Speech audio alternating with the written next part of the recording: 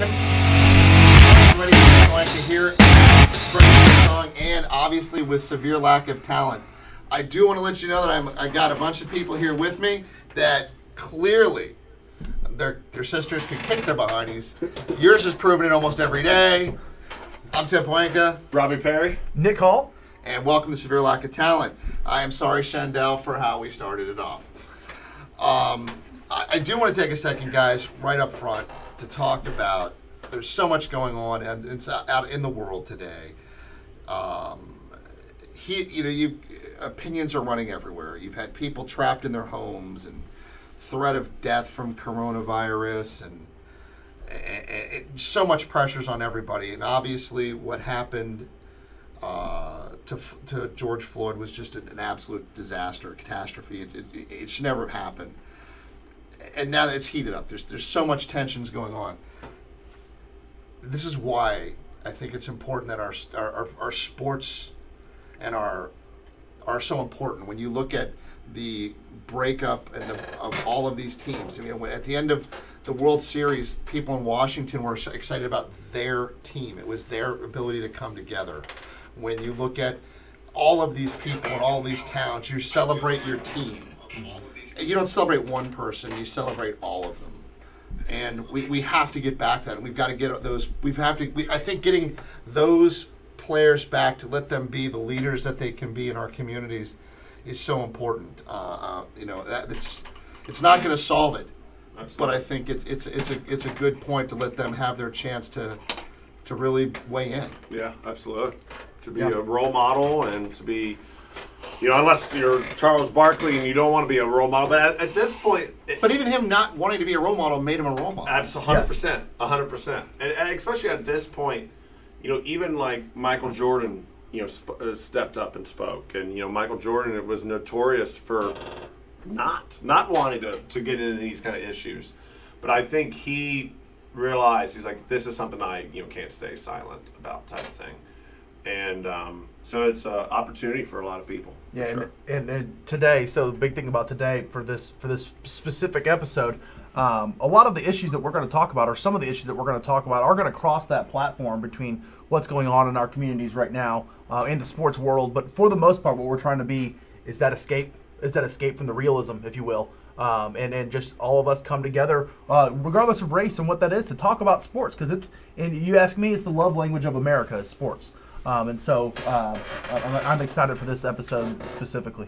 And the thing to keep in mind is that these leagues have a responsibility to allow their players to be socially responsible, to be responsible members of their community, to have stands. How their task, they have to concentrate on how they're going to allow this to happen. Yeah. Whether it is going to be allowing the NFL players to take a knee if they choose, or how that affects another segment of the population, or what goes on, they have to address it. And they're going to have to. I mean, if they're not thinking about it right now, they're in for a rude awakening when their season starts. Absolutely. You have to, because kind of like we were just saying, that the sports world is so interconnected with our communities. It's so interconnected with our communities. They don't necessarily. I don't know if sports teams necessarily have to take a stance, because that's a slippery slope if you're truly taking a stance. But the NBA right now, they're almost struggling in a way because of some of the teams making statements, and some of the teams making statements that probably shouldn't have been made. New York Knicks. It's going all over the place. But they have to. They have to. You cannot think that your players on your team don't have an opinion in life. You cannot think that they don't have some belief that they can make a difference, and how you let them do it. The NFL, they dropped the ball with Colin Kaepernick and what he want and what his opinion and how he wanted to express it. They decided it was all or none. And they didn't want to work to find that middle ground or find what that opportunity was. And it created a firestorm across this country that realistically, they do have to remember these players have a right to have opinions. How they choose to express it, or how they can be leaders, that's something they have to get with the players, and they have to come together and find out. And that, I think, is really what my point is. they're going to have discussions with their players. You're gonna have to. And they're going to have to talk about what's important to them and how they can use their role as a public figure to help support these things. It's something that I hope that all of the pro franchises are coming together and figuring out right now. Because if not, we're excited for them to come back, and it's going to be an absolute crazy Right. time. For sure. And we don't need that. We don't need to go back to having the controversy in the NFL. I don't want to go back through that.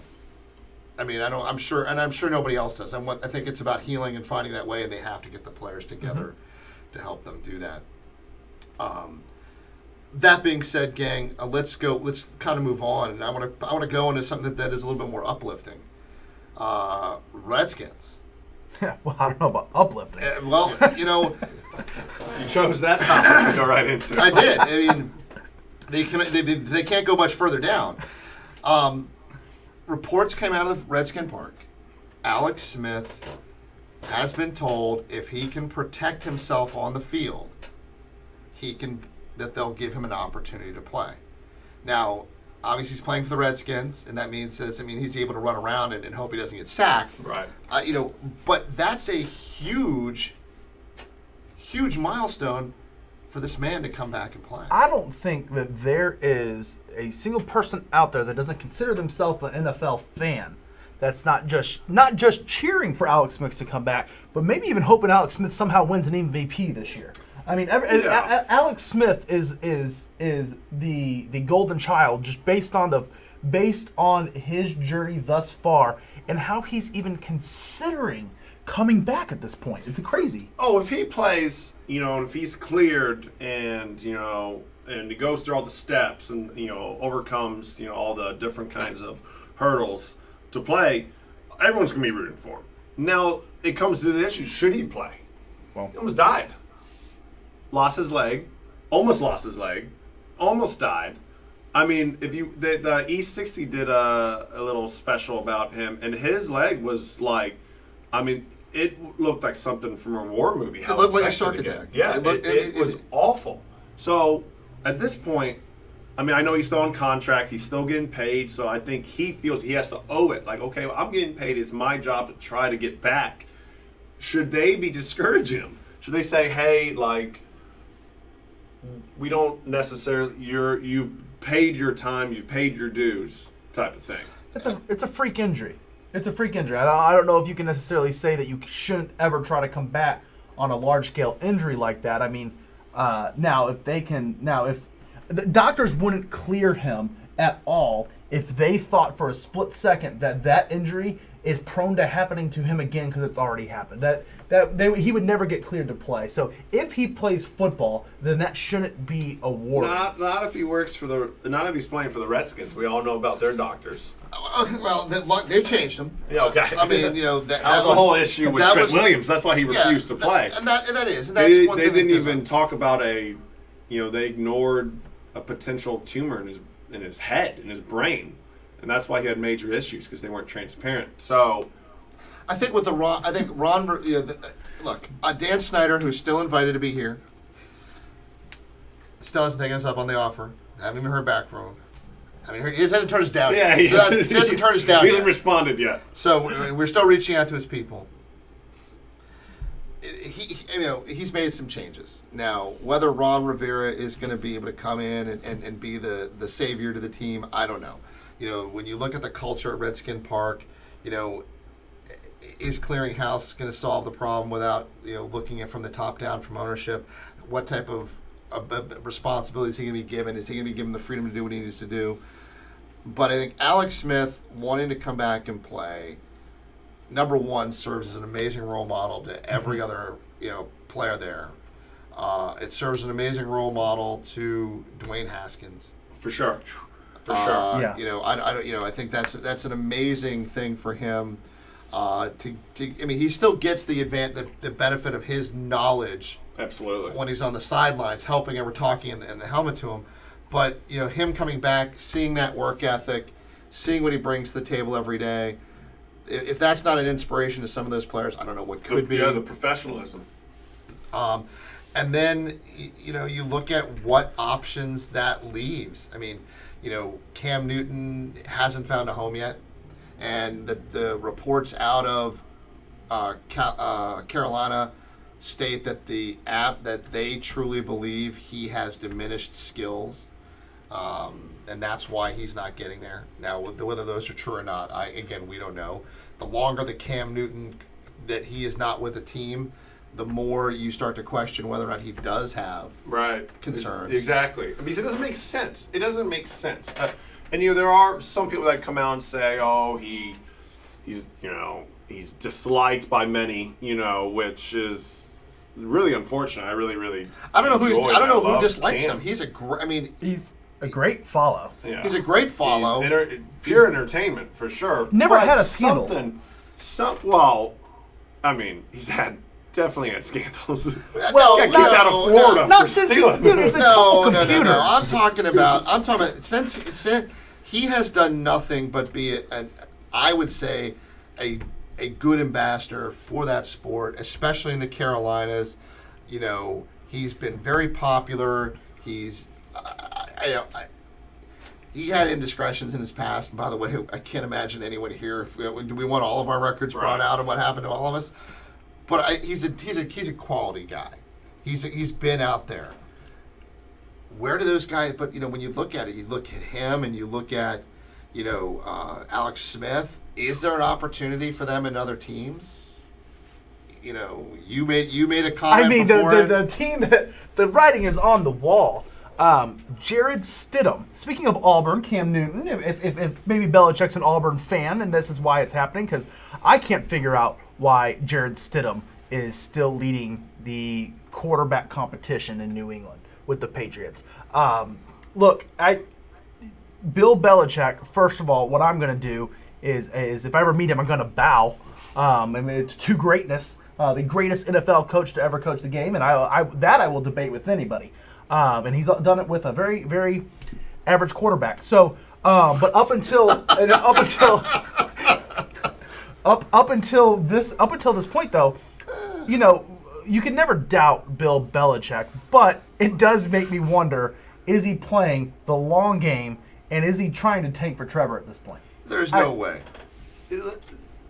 Stidham has thrown 2-3 passes in the NFL. One was a pick six. They were beating the Jets by 20, 30 points. It's still a touchdown. Well, still a touchdown. It's true. Guy scores points. What can we say? It was so bad that Bill Belichick pulled him in the fourth quarter when they were dominating the Jets to put Tom Brady back into the game. If they are playing Stidham, even with how good their special teams and with how good their defense is, they will win no more than 5 games. That is a guarantee. So Bill Belichick, being the wizard of football, I mean, there's just no way in this. He has a crystal ball.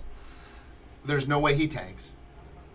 There's absolutely no way he tanks a season to pick up a quarterback that he knows he can pick up anybody in whatever round. He's been able to find somebody or even bring somebody in.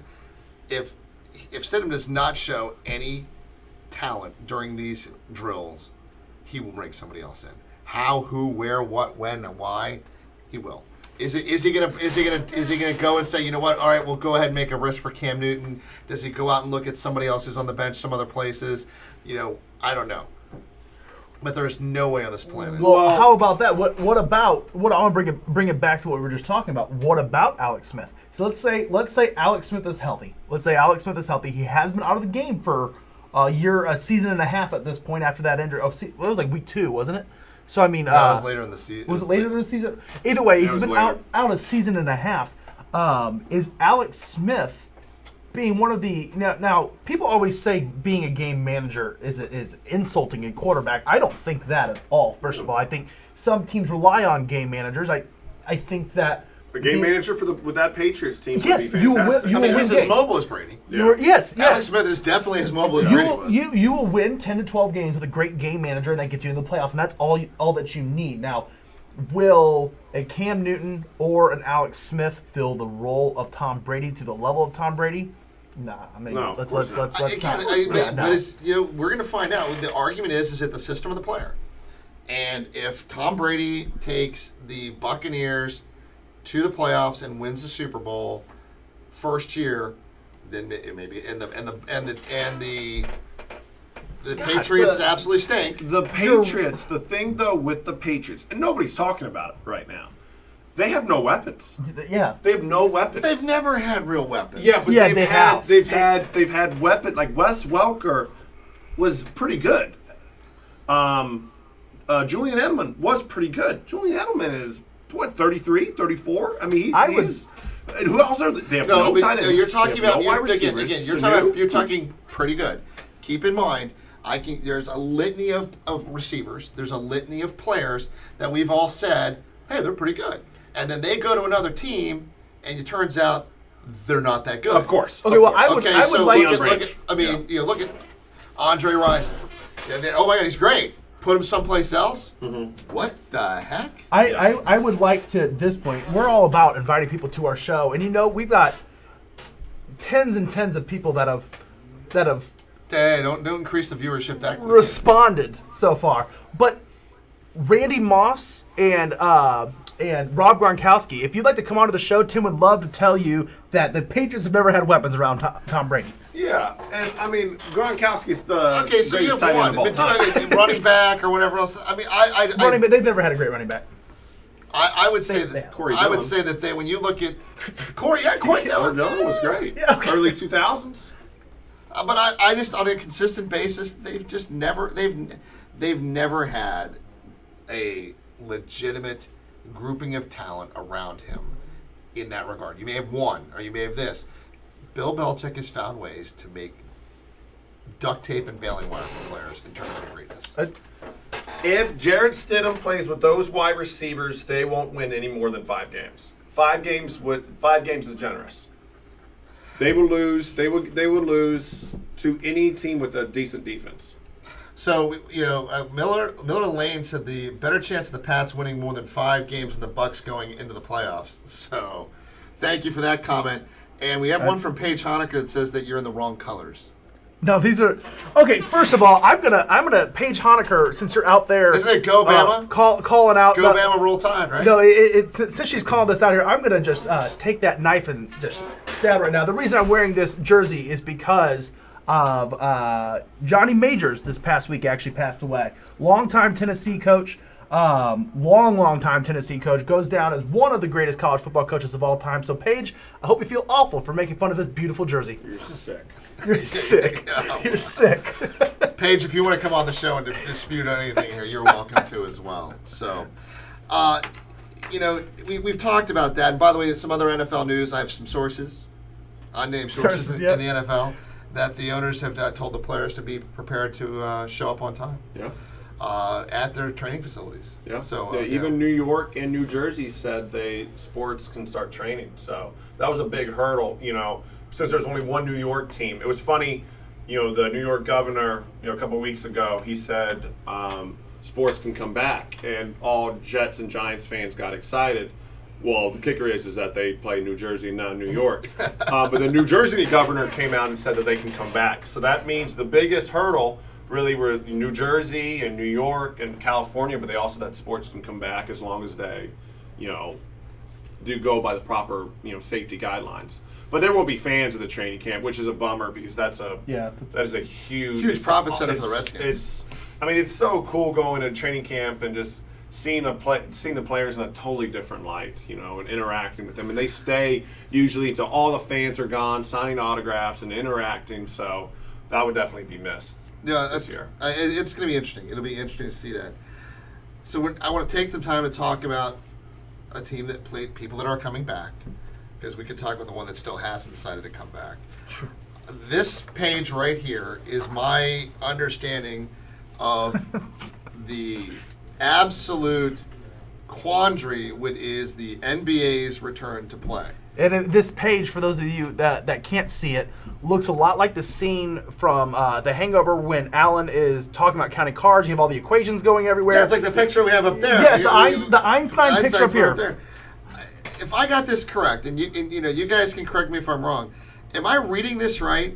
that out of the West, you've got people who've got records of 26 and 39 coming back to fight for a chance to make it into the playoffs? I think at this point it just shows that everybody, including the NBA, is still salty about not getting March Madness, that they're just letting everybody in. I mean, at the this Wizards, point. I mean, look, it would be great for DC to have the Wiz have a chance to get in there. 24 and 40, and they have a shot to make their playoffs?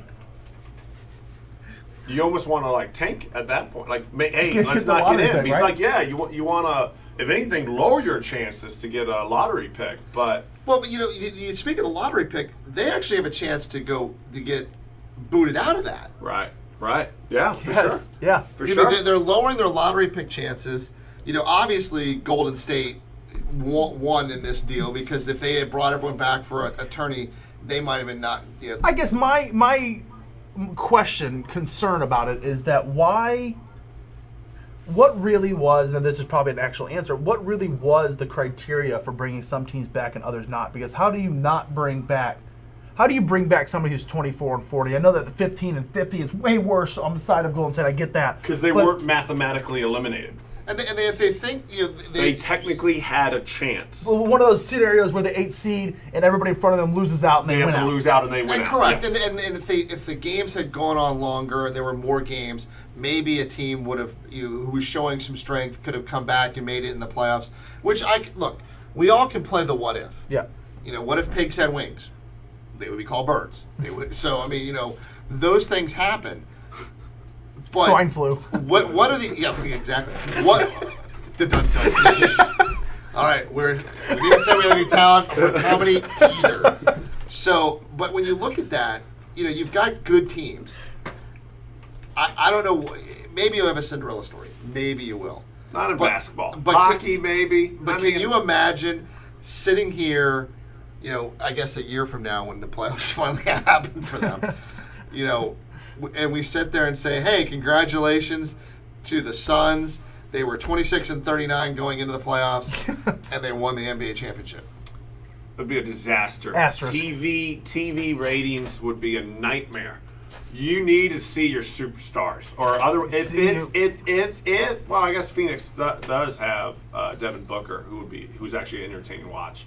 But if the Washington Wizards without John Wall. Unless John Wall comes back, Well, they're never going to win. But do you bring John Wall back? Do you risk a guy Is it worth it? bringing him back in, or do you sit there and say, look, just keep resting? We could Unless get you they get another if piece they in the get lottery. into the playoffs and he's truly healthy, I mean, because here's some dates, and I'm kind of surprised they agreed with it. The regular season's going to start Friday, July 31st, the end of next month. If it goes Game 7 in the NBA Finals, it's going to end Monday, October 12th. Do you know when the free agency is going to start for 2020-2021? October 18th. Well, that could all get pushed back this year. They're probably they're But thinking keep about in mi- playing basketball But first. when did before- they list the first game of the next season? I don't know. That when has was- to be delayed. When was opening day this year? It was October. Ouch. So you're talking Said about nothing. you're looking at a free agency that's going to be, hey, you're open. Oh, we're closed. Yes. Make all your offers. That's Yeah. what. Well, and I was listening to a rival sports talk show Alrighty. not as good as this. I mean, some they claim to have talent. We're coming for the throne. Yeah. But it had 4 letters attached to it on the call time, But when they were talking about it, they mentioned, what does it take to not have an asterisk? What does it take to say, hey, so-and-so won the Stanley Cup, so-and-so won the NBA championship, so-and-so won X, Y, or Z in this COVID-19 season? What does it take to have a true champion? Now, hold on. But it was. I agreed with what they said, because the one thing I said, they had an abbreviated season. What was it? 2016 in the NBA. What year was that? 15 maybe? 15, 16, 15 maybe. 14, 15, 16, somewhere around there. And the only reason that we can't remember what season it was and what champion it was is because Golden State won it. Yep. And even in that abbreviated season, they were the best and nobody could touch them. So I would Yeah. say this. In the world of sports, they need to take the one key off the keyboard that says asterisk. Because you can find an asterisk to put on every single thing that happens. You know, we talked about baseball, about the steroid era. You've talked about this, you've talked about that. It's either is or it isn't. If you're going to have a Stanley Cup playoff, if you're going to have an NBA playoff, if you're going to have a football playoff, you won. Well, or if you're the Houston Astros. Well, I think too- that decision is. Or Are the you gonna, 2003 Patriots. are you going to make them vacated? You know, if you look at what if you look at what the NCAA does, which I know you're not a big fan of. Did Reggie Bush win a Heisman? No, Yes, he did. they took it out. They took it away. See, but that's what But they the took it asterisk away. does. That's what the asterisk No, does. because right now, if you look at that, it says nobody. Well, Yeah. well, it's different because the NCAA is the worst. He didn't. He wasn't cheating. He wasn't doing anything. The NCAA is the most. I'm not gonna. Second behind Yeah, FIFA. the second behind FIFA, the most corrupt Hey, organization. they removed the title, the championship from because USC. they are the worst. But it had nothing to do with cheating. It was just because. That was their rules, but that's the way it is. I know. I agree. I understand what you're saying. But if you're going to be taking it away from cheating, if you wanted to take away from Houston, everyone's like, oh, yeah, they did vacate it. I think, but you start putting asterisks in, then it becomes okay. Then Bo Jackson was the greatest No, running back. I don't here's think there's an one. official asterisk. I think it's more like when the three of us do we talk about the Golden State won the championship, but it was an abbreviated season. I don't think there's ever going to be an actual asterisk by somebody's name. Now, I think the one thing that I believe what gets people to say, yeah, no, they're definitely the champion fair and square, or they're not, is are you a fan of the team that won it? It's sports. Right. That's how it works. If you are a name one of the teams that are going to be in the playoff, the T-Wolves, Minnesota. So if you are a Minnesota fan and they win the championship, you're going to say through and through, yeah, we earned it. Yeah, that's fine. Yeah, But everybody else is going to if you- say, yeah, but my team could have made it in if we had a few more games. The reason why I say that you have to stop thinking in those terms is we've seen situations where referees have made mistakes, Ooh, yeah. Sure and have. that has cost teams a playoff victory. the forward lateral, the Music City Miracle. All of these things, Saints. now do you sit there and say, okay, well now we have to put in there because that team really shouldn't have won. At the end of the day, well, you've declared the winner, you're declared the loser. You won, you didn't win. You're in the Hall of Fame. You're not in the Hall of Fame. What are you going to do? Okay, here's one shifting the goalpost a little bit. What about if you're in the Olympics and your top three finish, you finish in the bronze, right? You didn't cheat. The first two years later, gold and silver get busted for cheating. They found out they cheated. They got busted for steroids.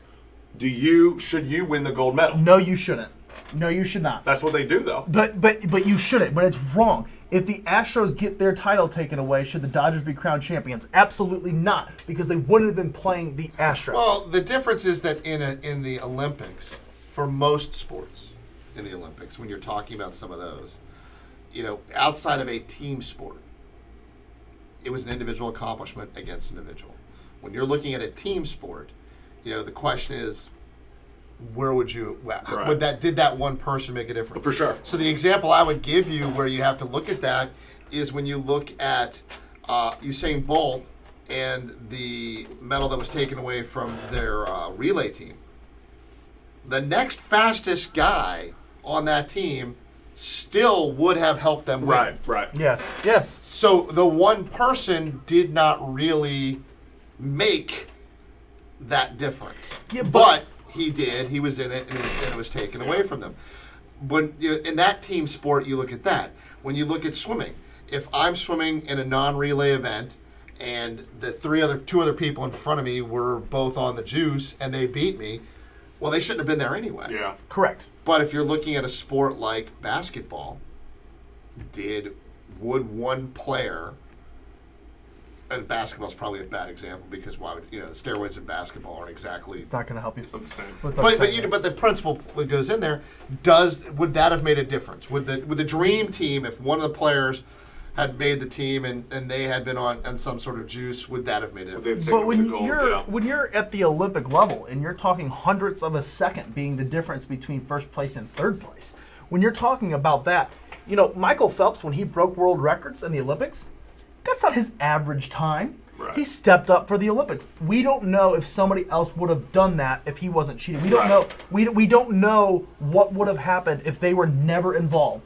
Yes. Now, should No, we're not somebody? saying Michael. You're not saying Michael Phelps was cheating. I would never. Yeah. I would never. How dare you? I would. I mean, First never. of all, how dare First of you? all, I mean, yeah. An American hero. But I mean, the only drug he was accused of doing was a little on the weed side. Yeah. But, And the Kush, you know? yeah. you have to.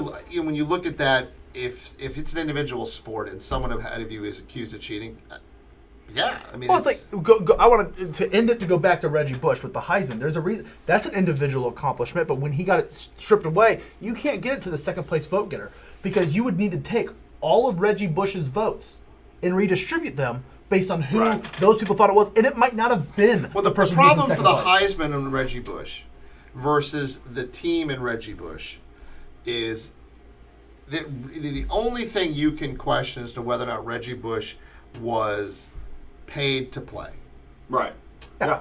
And would he have Yeah. left and Or gone? his family was given gifts. Yeah, or would Yeah. he have left to go do something else? That being said, when he played, he was The best. Unbelievable. the best Unbelievable. in that area that he needed to be. So I think that needs to be looked at from that individual accomplishment in a Heisman Trophy era. Does it mean that he played the best? Right. Right. He did. Now, should he have been banned because it was illegal? Blah blah blah blah blah blah. That's a whole other up for debate. You have a comment you want to talk about? I have a comment from the Peanut Gallery. I don't want to talk long about this, but Rich Crossland has said, on performance enhancing, should glasses, contacts, or LASIK be considered performance enhancing in sports? I mean, yeah, it's an interesting topic. I mean, Well, that's what. Hey, speaking of Jameis Winston, he got LASIK surgery, so because his eyes were so bad. Remember, he was always squinting. They said his eyes were so bad, so he got eye surgery. so you couldn't tell the difference between a That was yellow always and red the jersey. rumor. That was the difference between 32 interceptions and 30. That was like the rubies. He like they would show pictures. And So he he's was like, so he was Wild Thing from Major League. But he had surgery. Watch him go out there and Would be that the not- greatest quarterback of all time. Would that not immediately tell you that the Buccaneers had the worst medical staff compared to the For Redskins? sure, yes, absolutely. Go to the I mean, Saints look, for look. one day. And Look, I mean, he has the arm. No, you said the greatest of all time. He has the arm. he sure does. Oh, He he sure is- does have the arm. He sure is an does. amazing talent to watch. I mean, I'm a Florida State fan. I enjoy watching Florida State. I enjoyed watching him play. I mean, again, he's another one that was almost reminded of Brett Favre, where it's like, Yeah. Oh, I love watching. God, James. So frustrating. I love but watching him play. so if he gets a rebirth of his career, and he's able to do that, that would be pretty cool. I also have another one from the Peanut Gallery. This is really towards Tim. This is directed towards you. For the Patriots, said, of course they had weapons. Jimmy Burns said they had Danny Woodhead. So we're going to go back to basketball again real quick. I want to talk about Wes Unseld passing away. Yeah. If you are a Washingtonian and you have spent any time remembering back into the way back time, the Wizards, which were the Bullets at the time in their victory, and the We Are Family, and all of that was going wrong. Not We Are Family. All that with the fat lady singing, all of that going on that was happening. Great player, great humanitarian, great Washingtonian. Him passing away, it's a loss for the Wizards and the Bullets and for the DC area. So I wanted to touch base on that.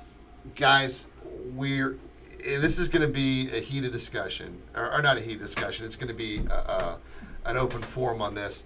But before I talk about baseball from the standpoint of Major League Baseball, I had the worst experience at your all's new park. And I want to make sure we're clear as to why it was the worst experience ever. I got to tour it, impromptu tour. It is the most beautiful stadium I've seen. The field is amazing. The views are amazing. The seats are amazing. I was in the upper deck area. I was in the outfield. I was on the field. I was in the stands. I did a complete walk around. The disappointing and the terrible part was I had to leave without watching a game. Yeah. And if people of Fredericksburg have not had a chance to go down there and take a look at what's being built, it's truly something that we all can be very proud of. Thank you to your teams out there. It's spectacular. It made me really miss summer. It really got me excited. And then I had to leave. Yep. And then I'm like going, this sucks. I think So- it's something that's the emotion that we're trying to evoke out there at the new baseball stadium for the Fredericksburg Nationals. We are really, I think we're building something that all of Fredericksburg is going to say that they are proud of, and that's exactly what we're aiming for. Is that it's not something that I am proud of. It's not something Robbie is proud of. It's something we want you guys. The rest of Fredericksburg, all of Fredericksburg, Stafford, Spotsylvania, our entire region, we want you guys to be proud of that when you're able to come out to games. We want you to sit in that stadium, and what we want you to feel is that I can't believe I'm in Fredericksburg any longer. Now, I guess if there's a speakeasy under the field page, no one gave me the password, so you may want to send that to me so I can get in there. I'm a little disappointed that you guys are holding out on me.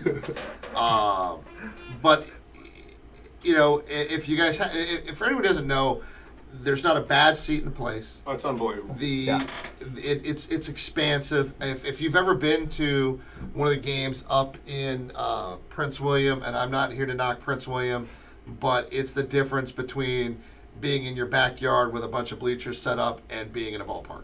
I mean, it is, there's plenty of room. The concourse is huge, and then the shade. Yes, Here's the other part. The stadium is set up so by game time, I would say 75%. 75% of the ballpark will have some level of shade. The seated area. If you want to catch your rays, you can go out to the concourse out in the outfield. Which is pretty cool. So, couldn't be more excited about that. I feel like you owe me some more trips out there, so I'm gonna have. We got you. I need to make some requests for some food out there, and I may just picnic out there. I Yeah. may just walk in, and you guys are gonna go, "What's that? What's that?" It's Tim having a picnic. Tim. So thank you so much. And to Seth, I appreciate it. And to Lonnie, I appreciate it. I'm sorry I interrupted your meal. That was not my intention. I drove by just to look at the stadium real quick, and they were there, and they invited me in, and they had his meal, and I got to meet the kids, and it was great. But I'll make up to it for them and make a meal for them. But I noticed you didn't work. You weren't there working. So No. That's. I mean, you only show up on that hard hat for a video. I don't know what you do the rest of the time. So. General manager. You caught me. General manager. So, just saying.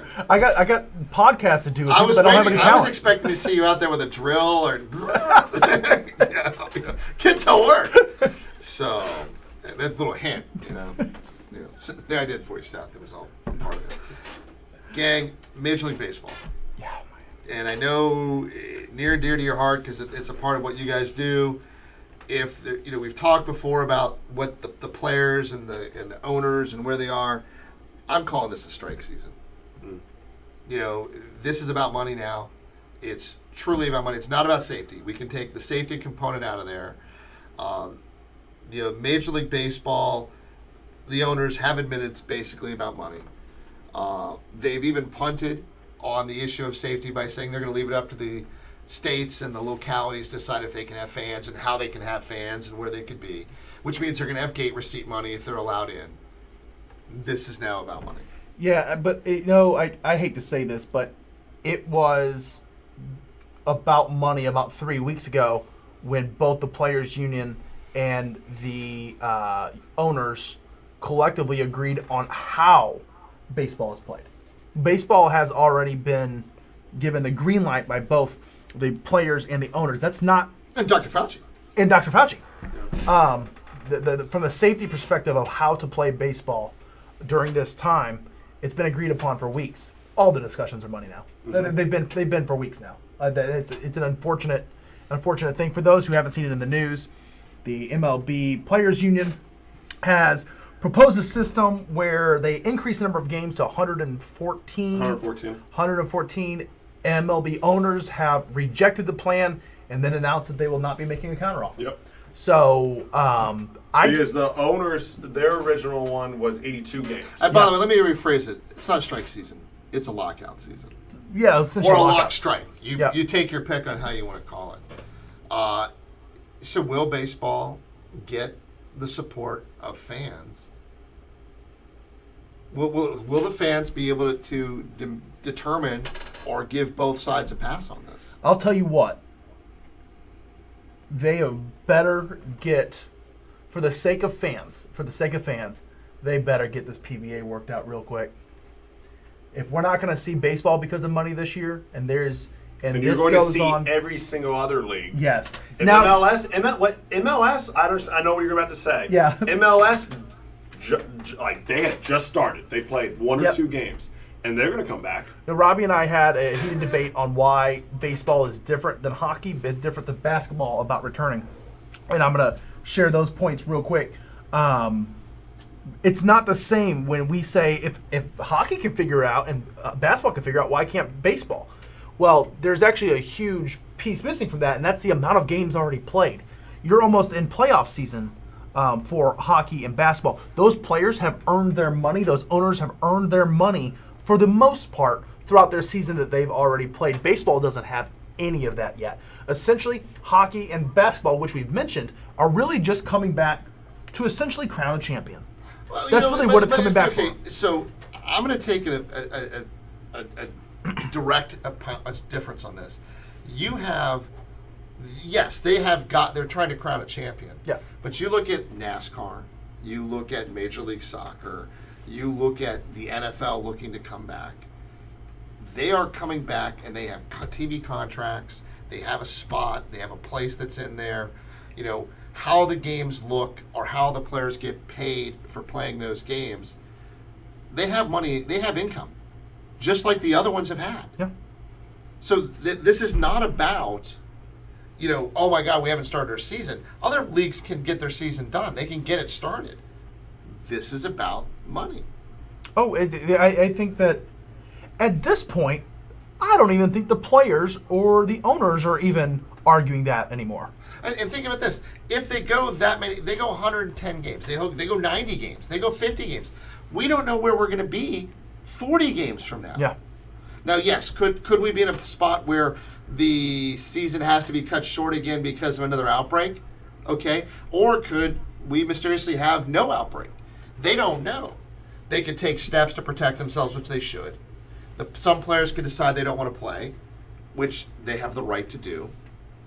But to make sure that if they're not going to agree that playing a per game payout makes sense, I don't understand how you can't say that.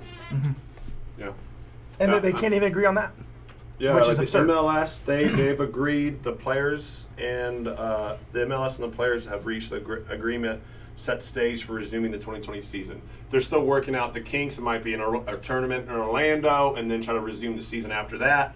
But they're working together. They're compromising the players and the owners and the MLB. I mean, Keep in mind, what this means is that basketball is going to be playing through summer. Hockey is going to be playing through summer. Soccer is going to be playing through summer. That means ratings. That means viewership. That means new people who are going to come to the sport. I mean, I'll give you one. If the Olympics were done every year, curling could become a major sport in this Right. country. I mean, sure. let's. from the fact that that's what people watch. Already is. You're going to start to okay. Well, yeah. what's up with the shade? Okay, look, severe lack of talent. I forgot that was your talent. I forgot. I'm sorry. That's my one talent. I do Okay, I forgot. But if you look at that, they're going to lose fans. People are going to look at this other sport. I mean, Heck, I started watching cricket because it was on. Yes. Now, I want to go back to a discussion, I think it was just last week.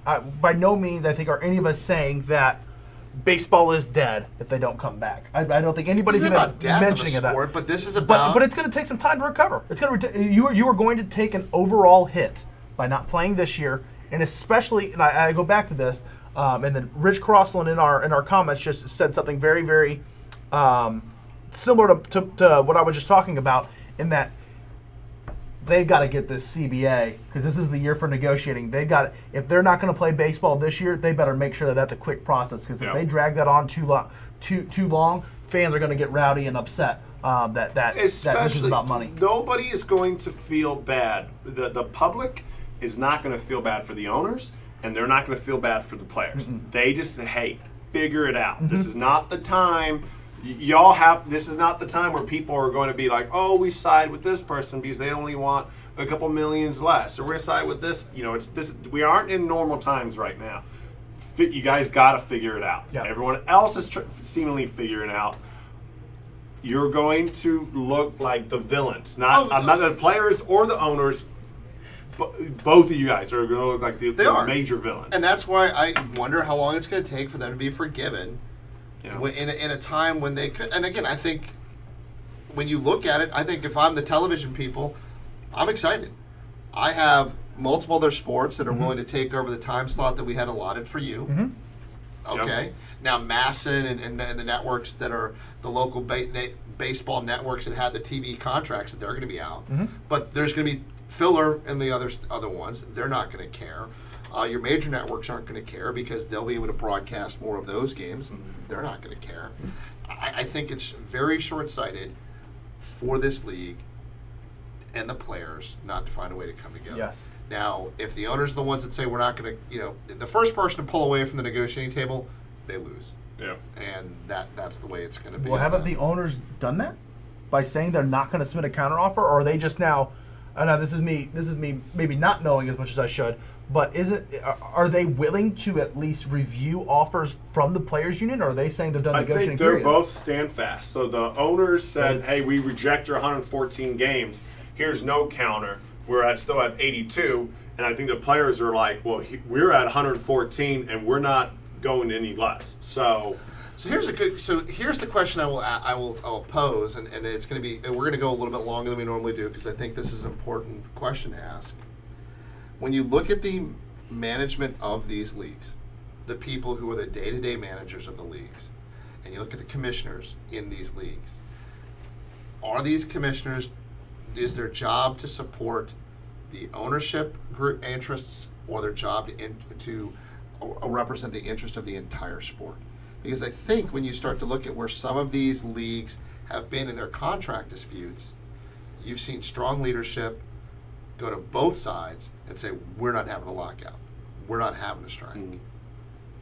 Versus the ones that, when you look at, I'll let them remain nameless in baseball, but...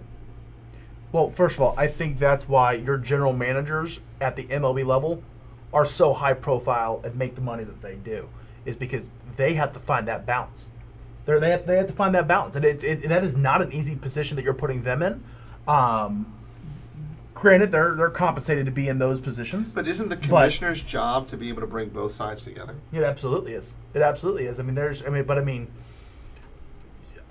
think if we took a poll right now, we would see how we think that the public perception of how Manfred is doing is not positive whatsoever, and not because of this situation. We can go back the past 5-10 years on really everything he's handled. It's been a PR nightmare the last Bud year. Selig wasn't. Bud Selig was an owner. Yeah. They made him commissioner. Yes. Yeah, and I also... So who's representing, and then whose interest did he really support? I don't think that the MLB is looking at it as much of like, okay, we are an ambassador for the sport as some of these other leagues. Like, for example, I think that's why MLS, it has been figuring out things so quickly because they know, hey, we have youth leagues, we have people, it's up to us to try to grow soccer in America. If we don't play, it's not just bad for the league, it could be disastrous long-term for us. people aren't going to be watching, people aren't going to be playing, people aren't going to be playing the youth academy. So then it's going to hurt our ratings long term because people aren't getting involved in soccer. I don't know if that's how the MLB is necessarily looking at it. Now I know minor league baseball definitely it's a lot like, hey, but I don't know. I know the Washington Nationals. I know they do lots of great work and ambassadors of baseball. Yeah. In But DC. I know they do I'm talking fantastic about work. when you look at it from a commissioner standpoint. When's the last time the NBA really had a real labor dispute? Oh, Yes. Well, 2014, 15, 16. That. Yeah, but it was quickly. It wasn't like hockey. Hockey's every 10 Peace years. out. Yeah. Yeah, the NBA has had, but so has the MLB since '94. In '94, they just stroked. They've had striked they've had 94. so much peace. It's not like the NFL or the NHL. Well, every time. And we may be talking about now with the CBA. We might be speaking out of turn. They may just be a signature away. I'm not 100% familiar. Yeah, Well, They hockey may be able to CBA, they fill got that that out. arranged. I think that's taken care of, isn't it? Yes. Yeah. Yes. Yeah. So, but so we'll see what happens. Gang, we were going to go into it with most underrated superstar of all time. Oh, I got one. Instead of me tossing one out, I'm going to let you guys do this one. So we're going to take the next few minutes just talk about that because I think it's an important, fun segment. We're going to pick them in baseball. Okay, my player is Craig Biggio. Biggio. He had over 3,000 hits, played 20 years for the same team. He played for Houston when they were in the National League. Played 20 years. Second base. I think was his second base. Second base. Yep, second base. No one ever talks about him. 3,000 hits, that's a big deal. Played until he was 41 years old. Great player without a doubt. Good player down there. He played with some good people on that team too, if I'm not mistaken. Yeah. With Bagwell. Yeah. Yes. Bagwell. And then he played on the 03 or the 04, the Roger Clemens team that went to the World Series. They were a dominating team, and he was a big part of it. I would say it's a good pick on there. Does he have superstar status? Probably not. Probably not. But I guess I take that back in Houston is the fact he made it with one team for that long was. Yeah, and he was very healthy. I mean, he played over 160 games 5 times. Played 162 games 3 years. So he was very, very healthy. Even at the end of his career, he played in 141 games at 41 years old. So that helped, obviously. Yeah, that helped. But he was a 281 career hitter, 363 on base percentage. I mean, that's So what keeps him from being as well known? power. Maybe no power. He only had. I mean, Maybe the Astros of that time period. He had 291 career homers for 20 years. I mean, that's not. yeah. For as being that healthy, that's not much. I mean, got on base, but he just Yeah. But okay. Yeah. And you've got one for us? Yeah, I'm going to give my guy an intro before I announce who he is. A few weeks ago, Yadier Molina, which is definitely not my answer. He's anything but underrated. Yadier Molina, they were asked him if he has, thought about Cooperstown, and his answer was, "Well, I think I'm one of the greatest catchers to ever play the game." So yeah, I would imagine that my path takes me to Cooperstown, and I don't think anybody's arguing that. But it sparked a debate of the greatest catchers of all time. And my list, I'm a little biased in putting Yadier Molina in that conversation for greatest catchers of all time. I think Yogi Berra, I think Johnny Bench are in there. And then, Facebook and all that was Bob Uecker. Well, Piazza. Piazza is Carlton fair. Fisk. Piazza. See, there's some, but here's the problem. All those names that we are talking about right now aren't mentioning possibly the greatest of all time that nobody talks about. Ivan Rodriguez, Pudge Rodriguez, one of the greatest catchers, one of the most dominant catchers to play the game when he was active. Holy cow! He was a walking highlight reel whenever he took the field. But nobody mentions him. So when we talked about let's come up with and I think we should do this each week for a different sport. But when we talk about who is most underrated, who don't we mention? Ivan Rodriguez. He's got to be in my conversation. I would say that in his time period, though, that he was very well rated. I mean, I remember playing. He was on quite a few of my fantasy teams. Absolutely. But at the time, but even looking back on it now, the things that he was able to do, very few will ever be able to be as good as he was, but he's never in the conversation. Even when I just brought it up right here, we had Piazza, Euchre, great. Well, Euchre, great. I threw him out just because he's more known now for what he's done after the game Yeah. than he did during the game. Well, I'm going to throw one out for you because you're going to think it's crazy because he truly was a superstar. But I don't think he got the credit for who he was and what he did. It was Ken Griffey Jr. Wow. Underrated? Underrated? I think Underrated? I think if I were to tell you who are some of the greatest outfielders of all time, you would skip over Ken Griffey Jr. Maybe you're talking to the wrong person. I think he would definitely. He's in my top 5 of outfielders. I mean, he's a great outfielder, but I just don't think he gets the same credit that he. I don't think he gets the credit. Wasn't he he deserves. unanimously voted into the Hall of Fame? Not unanimously. No. Only player to ever Was have it that done is Rivera? Mariano Rivera. Yeah. Okay. I just don't think he gets the credit that he deserves. I mean, maybe it's because he was on a cover of a sports thing. I mean, he's no Bryce Harper, but I think he does get credit. Yeah, exactly. But yeah, he's no Bryce Harper. But no one. The problem with Griffey is his last couple years Were terrible. Were marred with injuries, and he was just never the same. But when he was healthy, I mean, he was. And by the way, if you would have The picked Ken greatest? Griffey, you can also pick his dad. Oh yeah. Oh, That's yeah. And put those two together. because I would underrated players. His dad. And you put them in there. When you look at that, I mean, how many players in Major League got to play with their son? That's pretty cool. That's pretty cool. I mean- my one other, I'm going to throw out another. It's going to be our runner-up, Frank Thomas. Frank Thomas. He was a hitter. He was. Frank, I've met Frank Thomas. He still looks like a beast. I don't care what I don't know what commercial he's doing. I met him during the World Series down in San Francisco. Oh, by the way, Joe Buck is without a doubt one of the nicest human beings. Really? Thank you, Joe. Really? Joe Buck is. I will tell. He's invited on. Time here. out. Next episode, we are having the sportscaster debate about Joe Buck. Joe Buck sat at a table, came up to us. We were at a bar, and he just stood there and sat there, and you did one of these. Oh my God, that's Joe Buck. And he talked to people all night long. Just a quality guy. I actually want to change my answer. Tony Gwynn. Oh, good Rest one in as well. peace. I mean, Rest he was in a peace. 338. Tony Career Gwynn hitter. and Kirby Puckett, all of those guys at this time. Actually, There were Tony some Gwynn, great players. Wade Boggs, Yeah. and Kirby Puckett, 3 of the greatest hitters of all time. Not necessarily known for power, but outside of glaucoma, Yeah. and then Kirby Puckett could have had an arm from center field that was go ahead and run. Yeah. You're Right. gonna get tagged out. But yes, Tony Gwynn, Kirby Puckett. When you look at those guys, those 3 there, you put those on any team, man, you got doubles all day long. Yeah.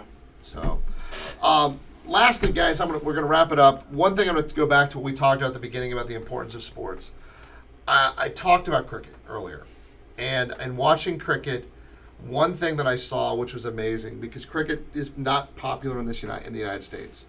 I was watching cricket being played in Pakistan. I was watching cricket being played in India. I was watching cricket being played all through areas that there is discord. And they are sitting there cheering for their Pakistani players. They're cheering for players from Australia. They're cheering for players that are coming from England. They don't care where you come from. They care that you're there playing for their team. Yeah. And when you look at that and you look at strife and discord in the world today, that's where I really do believe that sports can serve as that ambassador. We can get our players engaged. Sports does become a melting pot for all of the world as much as the country. And if you can sit in the stands in a country where you have discord against another people and still cheer them on, if we can do that in this country, we can do that anywhere. We have that ability. Yeah. We get wrapped up in what's good about this country, about American exceptionalism, about why we can have discord and still find a way to come together. That's the thing that sports plays in it. So, Yeah, absolutely. I'm excited about that if we can get to that point.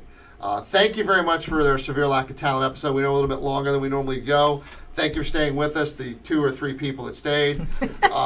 We'll be back again next week. I'm Tim Pohanka. Robbie Perry. Nick Hall. and we have no talent.